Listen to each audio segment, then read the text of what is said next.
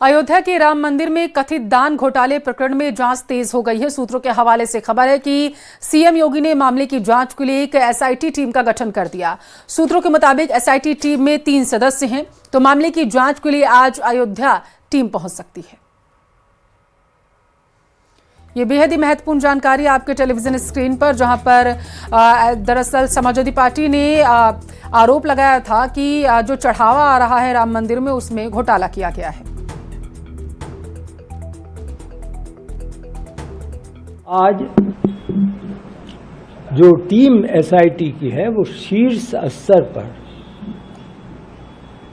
मार्गदर्शन के लिए, आशीर्वाद के लिए वह मुख्यमंत्री जी से भी भेंट करने का अवसर, उसका उन्होंने अनुरोध किया है और उसके तत्काल बाद वो यहाँ का आकर के कार्य शुरू करेंगे। तो मैं नहीं समझता कि किसी प्रकार इसमें अब ढिलाई बरती जाएगी। दूसरी तरफ अखिलेश यादव ने इस मामले को लेकर के बीजेपी पर निशाना साधा। अखिलेश ने एक्स पोस्ट पर लिखा है, भाजपा का भ्रष्ट शासनकाल दुर्भाग्यपूर्ण है।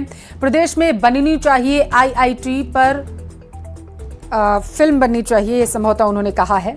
तो एसआईटी का गठन करने की बात कही गई है। हालांकि टीम का गठन किया गया है, सरकार की तरफ से जांच जारी है।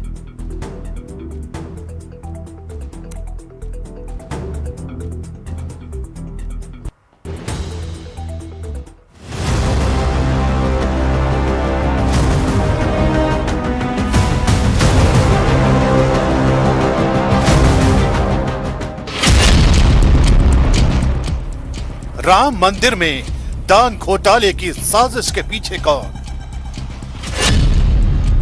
किसने किया श्रद्धालुओं की आस्था के साथ छल?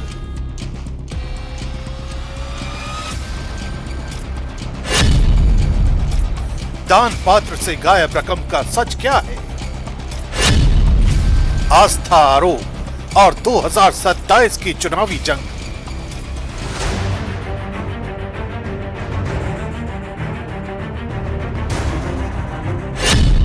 राम मंदिर सिर्फ एक मंदिर नहीं, बल्कि भारतीय राजनीति के सबसे बड़े प्रतीकों में से एक है।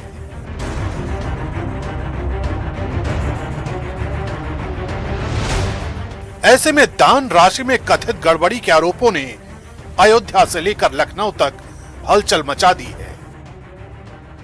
मामला तब और गंभीर हो गया जब उत्तर प्रदेश सरकार ने 3 सदस्यीय एसआईटी का गठन कर जांच शुरू कर दी। लखनऊ मंडलायुक्त विजय विश्वास पंत की अगुवाई में गठित इस टीम में आईजी रेंज किरण एस और वित्त विभाग के विशेष सचिव नील रतन शामिल है। सरकार ने एसआईटी को 7 दिन में प्रारंभिक और 15 दिन में अंतिम रिपोर्ट सौंपने का निर्देश दिया है। विपक्ष इसे बड़ा मुद्दा बनाने में जुटा है, जबकि ट्रस्ट निष्पक्ष जांच की मांग कर रहा है। दिलचस्प बात यह है कि विवाद ऐसे वक्त में सामने आया है जब 2027 विधानसभा चुनाव की राजनीतिक बिसात बिछनी शुरू हो चुकी है। समाजवादी पार्टी के अध्यक्ष अखिलेश यादव ने भी इस मुद्दे पर सोशल मीडिया पोस्ट के जरिए तंज कसा है। इस षड्यंत्र का मूल दूर नहीं, इसलिए सच में कार्रवाई करने के लिए कहीं दूर जाने की आवश्यकता नहीं पड़ेगी। यदि दोषी के बारे में पता करने में पुलिस अक्षम हो तो हम सहायता कर दें।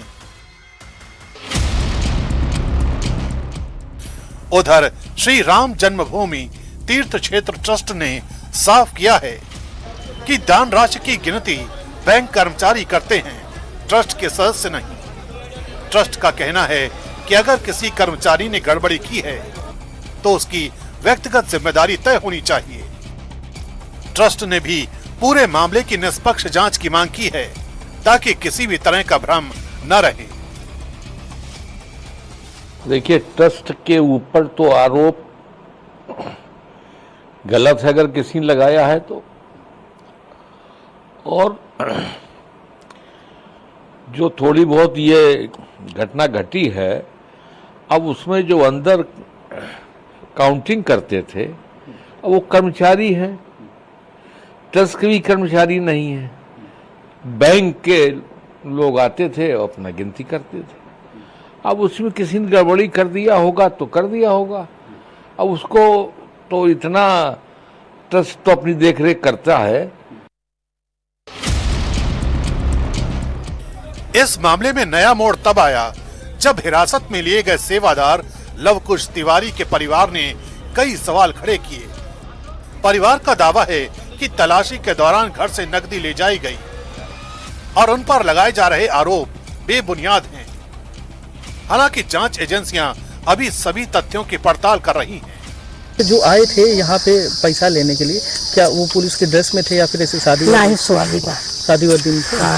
अच्छा, और अगर बात करें तो कितना लेकर के गए हैं यहाँ से कैश वगैरह? अब भैया जो लौकुश धरे रहे वही जारी थे। मामला ये है कि वहाँ नौकरी करते थे 4-5 महीने से जी, और अपन वहाँ कोई चोरी लुका को गई तो वहाँ यहाँ तलाशी गई जौन है जी, यही से अपन जो पाई जो पैसे रुपए 10-5 लाख रुपए जो वो लेके। इस विवाद में सबसे ज्यादा चर्चा उस बयान की हो रही है जो राम जन्मभूमि आंदोलन के प्रमुख चेहरों में रहे विनय कटियार ने दिया। कटियार ने कहा कि आंदोलन को खड़ा करने वालों में वे खुद शामिल रहे और मौजूदा हालात से उन्हें सबसे ज्यादा दुख है। उनका यह बयान इसलिए अहम माना जा रहा है क्योंकि ये सवाल विपक्ष नहीं बल्कि आंदोलन से जुड़े एक पुराने नेता उठा रहे हैं। साधन आए हैं क्या जो बताएंगे? यहाँ तक तो पहुंचे नहीं, वो भी लखनऊ तक आए हैं। लेकिन कैसे देख रहे हैं पूरे मामले को? यार कैसे क्या देख रहे हैं? इस मुद्दे पर संत समाज ने एसआईटी जांच की मांग का समर्थन किया है। निर्वाणी अखाड़ा और हनुमानगढ़ी के संतों ने कहा है कि इस मामले की निष्पक्ष जांच की जानी चाहिए ताकि सच्चाई सामने आए और किसी भी तरह का भ्रम या विवाद खत्म हो। संतों का कहना है कि ये करोड़ों राम भक्तों की आस्था से जुड़ा विषय है, इसलिए जांच पारदर्शी और निष्पक्ष होनी चाहिए। तो ये ट्रस्ट ने अनुरोध किया है तो बहुत ही प्रशंसा का विषय है और जांच भी इसकी होनी चाहिए। माननीय मुख्यमंत्री जी को संज्ञान लेना चाहिए, संज्ञान लेकर के तत्काल प्रभाव से, क्योंकि जितने भी हिंदू जनमानस हैं उनकी आस्था को ठेस पहुंचा है।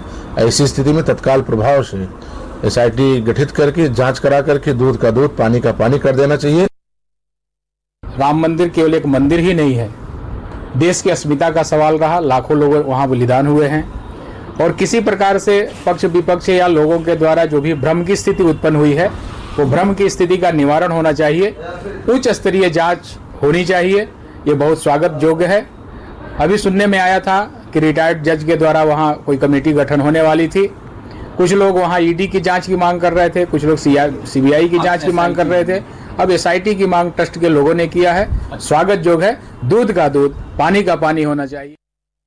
जाहिर सी बात है कि अगर पूरे देश में हिंदू जनमानस के ऊपर प्रश्न चिन्ह खड़ा हो रहा है, राम मंदिर एक आस्था का जो है केंद्र रहा है और इसलिए एक उच्च स्तरीय जांच की मांग की गई है, तो माननीय मुख्यमंत्री जी को यह स्वीकार करते हुए ये एसआईटी गठित करना चाहिए कि इससे जांच हो और दूध का दूध पानी का पानी हो।